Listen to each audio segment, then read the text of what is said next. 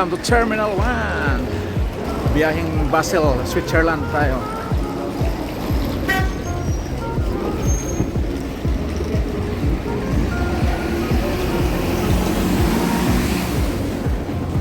Pagka tayo. Biyaheng Switzerland ba tayo? Ayan, punta kita sa departure. Departure tayo. Hanapin natin ang ating gate. Terminal 1, Terminal 2. So, tayo sa gitna. Biyaheng Basel tayo. Basel, Switzerland. Busy airport.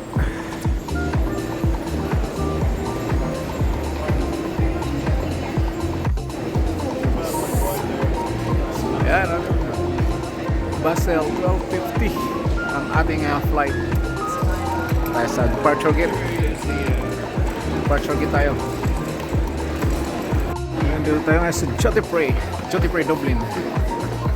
Zurich. Ito, dalawang city pupunta natin ngayon. Zurich, Basel at saka Zurich ang pupunta natin ngayon. So, spend na naman tayo ng weekend.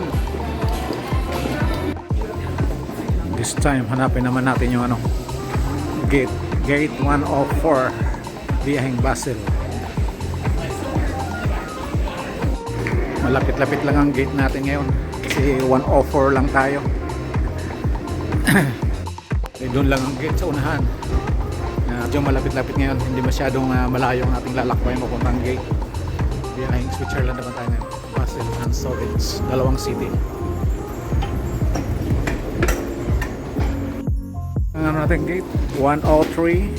Ayan, 104 dito na, sa 104 na tayo. So malapit-lapit lang. Dati kasi 109 doon sa dulo. Ngayon dito lang tayo sa 104 mismo. Ayan, meron pa tayong 45 minutes mag-antay dito. Siguro pagkatapos na nag-ano na yan, ng boarding na yan, kami na susunod sa after ng boarding na yan.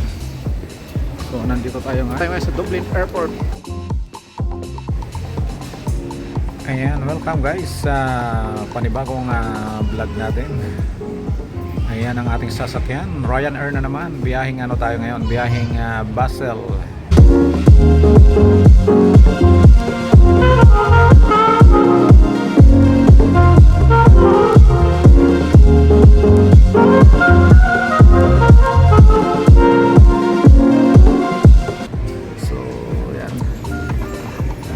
Yan rin na natin sasakyan, EuroAirport. So, ayan, meron ng nauna sila. Kami ang susunod na boarding dyan. So,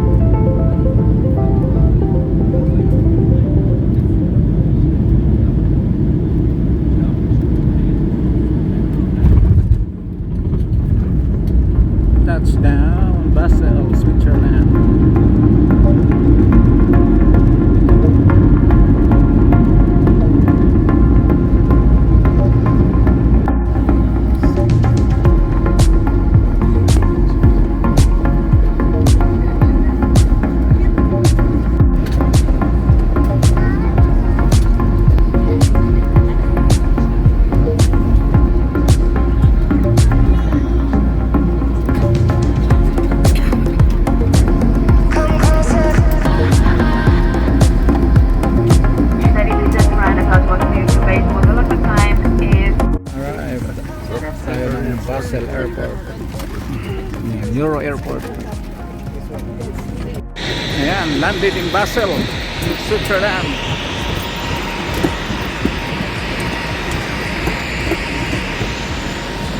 Yan ang ating sinakyan.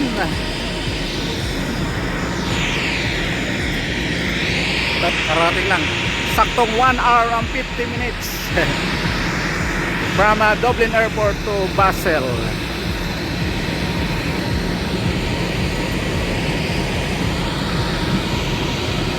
Tayo sa Basel EuroAirport. Ayun, EuroAirport. Sa EuroAirport. Basel EuroAirport.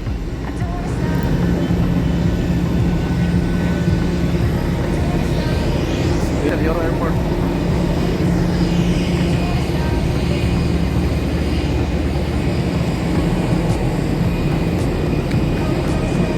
So local time nila dito is 5 PM.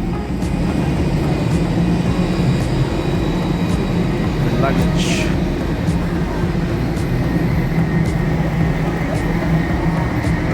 Transport. Arrival.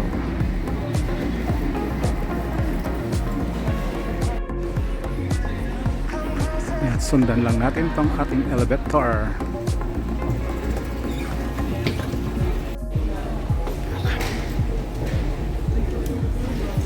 Welcome to bus.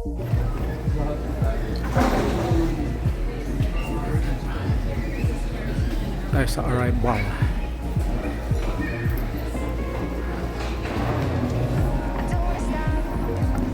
X.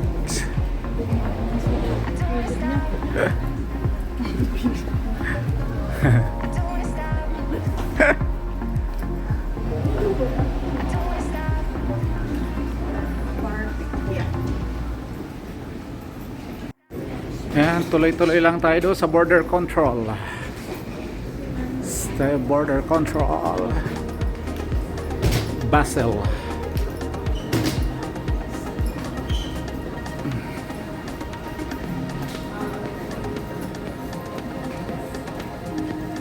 Ayan, place EU. EU dito. So, sundan natin tong ano, EU kasi EU man tayo yan.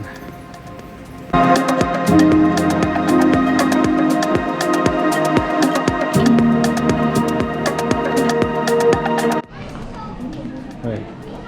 So yan lang ang immigration dyan. Paglabas mo ng immigration, makikita mo na yung Swiss dyan, exit. At huwag ka pupunta doon kasi France exit yon.